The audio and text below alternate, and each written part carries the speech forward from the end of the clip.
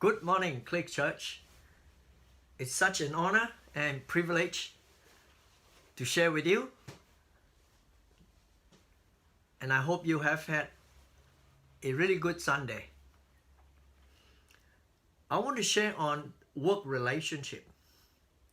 And let me read you a passage of scripture from the book of Luke, chapter 10, reading verse 38 to 42. And as Jesus and his disciples were on their way, he came to a village where a woman named Martha opened her home to him. Now she had a sister called Mary who sat at the Lord's feet listening to what he said. But Martha was distracted by all the preparations that had to be made. She came to Jesus and asked, "Lord, don't you care that my sister has left me to do the work by myself? Tell her to help me." "Martha, Martha," the Lord answered, "you are worried and upset about many things, but few things are needed, or indeed only one. Mary had chosen what is better, and it will not be taken away from her." Now this story of the two siblings is familiar to many of us. It's a story about one sibling working in the kitchen and making preparations to entertain guests, while the other sibling is involved in spiritual pursuits. And when the kitchen girl, Martha, complains that she isn't getting much help from her sister Mary, Jesus pointed out that Mary's spirituality, focused pursuit are better. Now this passage is an important commentary about work and our working relationship. Work in general, plain and simple, what I do every day, but also the work of stay-at-home parents, retired people, grandparents, caregivers, and students. We all work at something every day. And this passage gave us some important insights about our working relationship. Now, relationship is fundamentally our dealings with people. And in this case, people at our workplaces. Now, people, individuals whom we relate to in our jobs, our professions, or business. We don't relate to animals or things. We own them.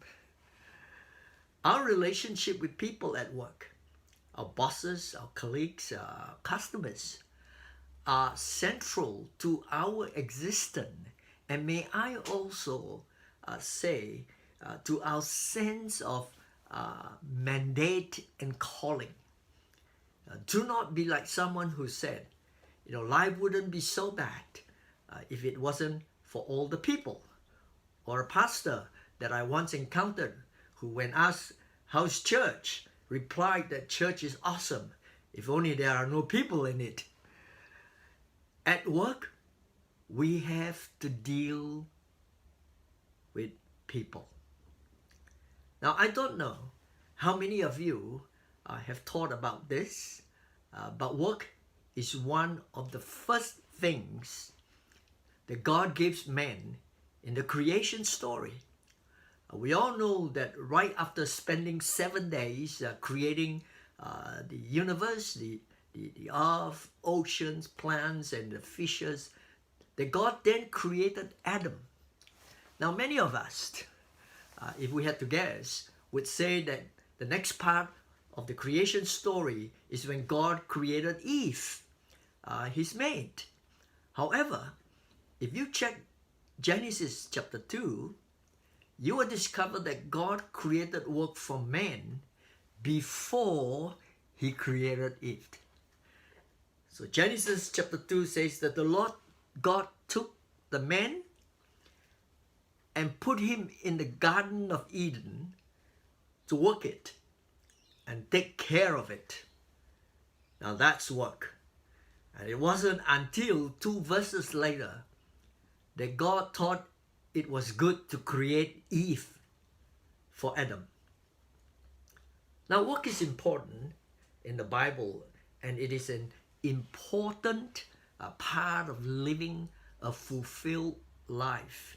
The wisest of men observe this in Ecclesiastes chapter 4 verse 4, that this is what I have observed to be good, that it is appropriate for a person to eat, drink, and to find satisfaction in their toilsome labor. Now that's work or profession under the sun during the few days of life that God has given them, for this is their lot.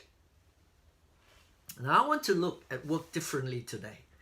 I want to look at the spiritual component of work because first and foremost, we were put on this earth to engage in relating for a lifelong process of growing maturity and spirituality.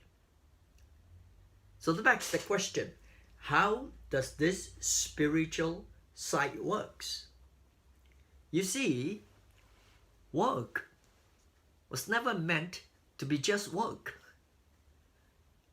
It always had an ordained role embedded in our spiritual growth. And in that spiritual context, work is no longer just something we do to get ahead in life.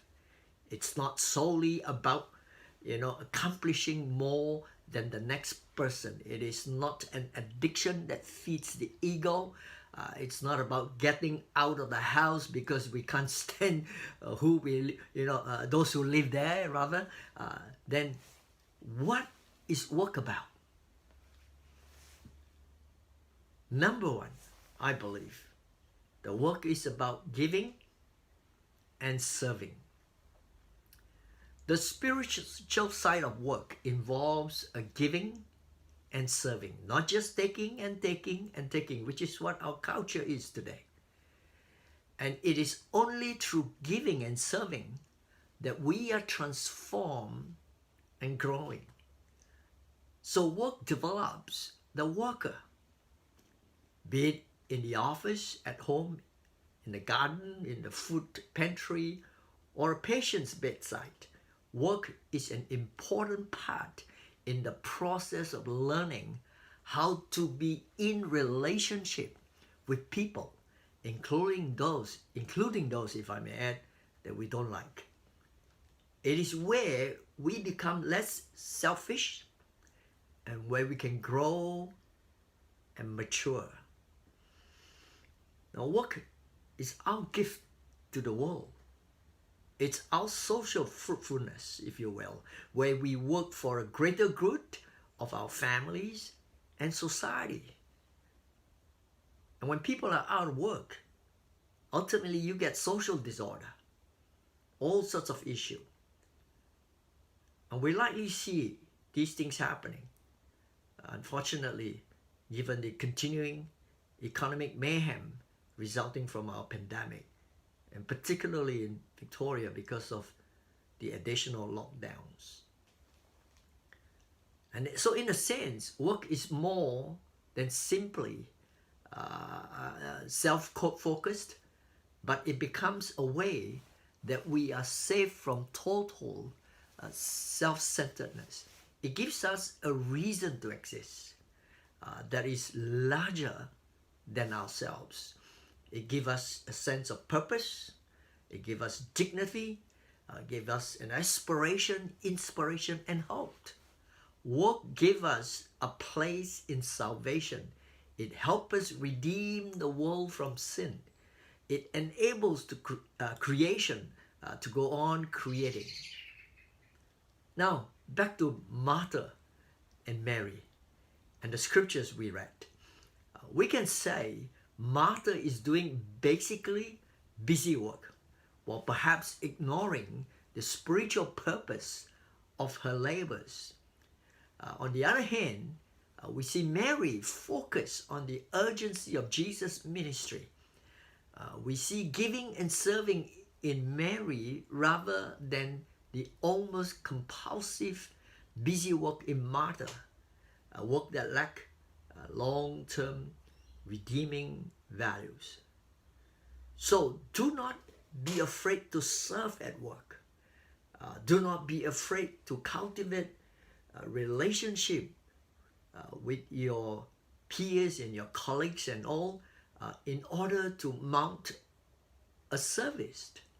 Matter of fact, Paul suggested we service. The Apostle Paul suggested that we serve not as unto man, but unto God. So in whatever or whichever capacity we found ourselves engaging in our workplaces or work life, that we are to serve as not unto man, but unto God. And that's found in Colossians chapter 3, verse 23. The second point I want to talk about work relationship is that work builds community. And as we work for others, we give to ourselves really. Work leads to self-fulfillment.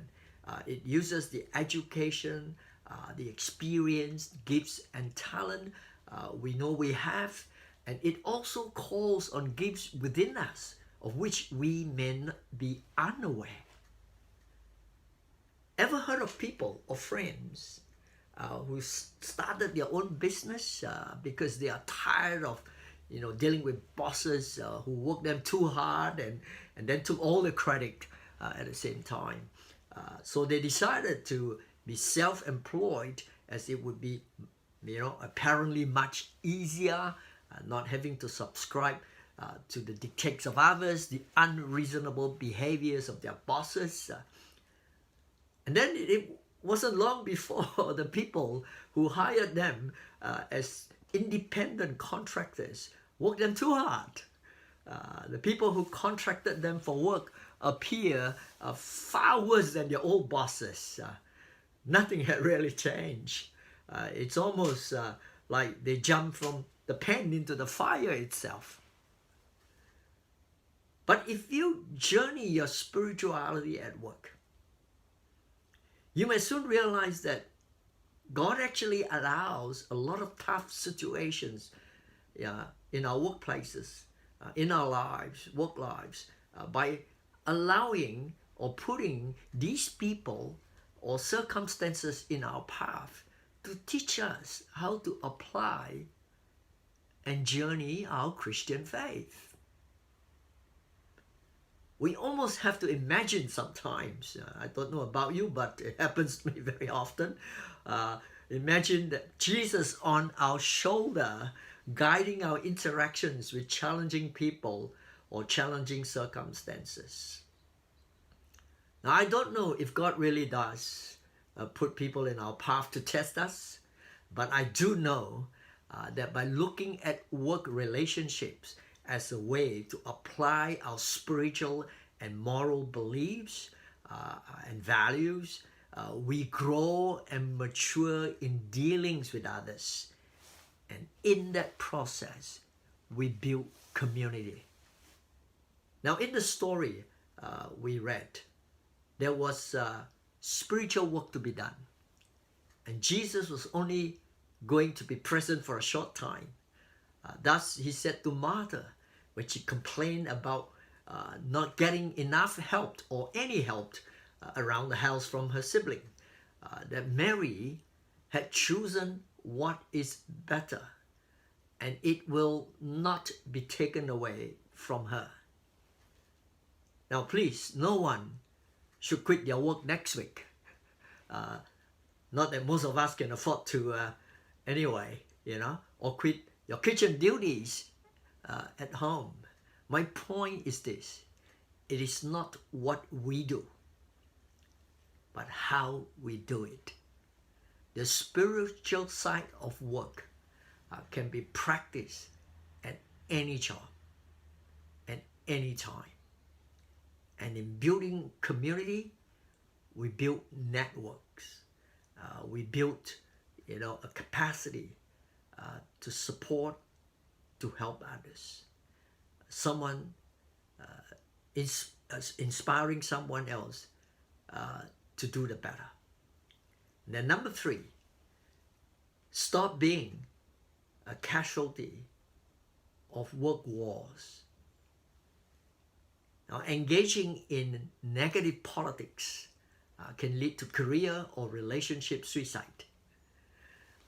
Take steps to create a positive environment that will help enhance not only your work performance, the atmosphere at work, in other words, the culture, but also your relationship and your spirituality.